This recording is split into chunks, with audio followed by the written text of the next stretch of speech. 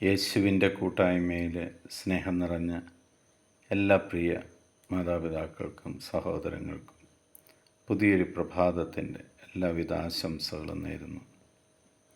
അതിരാവിലെ തന്നെ ദൈവവചനം കണ്ടുകൊണ്ടും കേട്ടുകൊണ്ടും വായിച്ചുകൊണ്ടും ദൈവസന്നിധിയിൽ പിതാവായ ദൈവത്തോടൊപ്പം ചേർന്ന് നിന്നുകൊണ്ട് പുതിയൊരു ദിവസം തുടങ്ങുവാൻ നമുക്ക് അവസരം തന്നതിന് ദൈവത്തിന് നന്ദി പറയാം.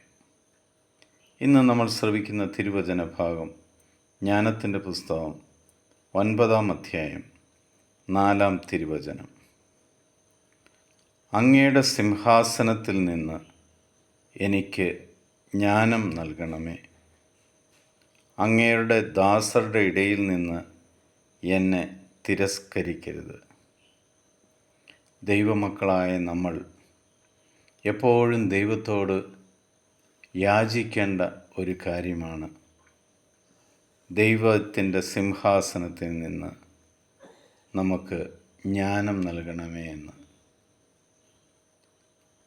ദൈവീക ജ്ഞാനത്താൽ നമ്മൾ നിറഞ്ഞെങ്കിൽ മാത്രമേ ഈ ഭൂമിയിൽ വിവേകത്തോടെ നമുക്ക് ജീവിക്കുവാൻ സാധിക്കുകയുള്ളൂ. ദൈവസന്നിധിയിൽ നിന്ന് നമ്മൾ ഒരിക്കലും പുറന്തള്ളപ്പെടാതിരിക്കുവാൻ ദൈവത്തിൻ്റെ കരുണയ്ക്കായിട്ട് നമുക്ക് പ്രാർത്ഥിക്കാം.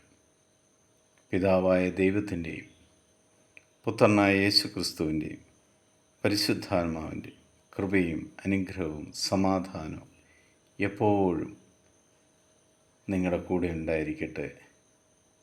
ദൈവീക ജ്ഞാനത്താൽ നിങ്ങൾ സമൃദ്ധമായിട്ട് അനുഗ്രഹിക്കപ്പെടട്ടെ. ഈശോ മിശിഹായ്ക്ക് സ്തുതിയായിരിക്കട്ടെ.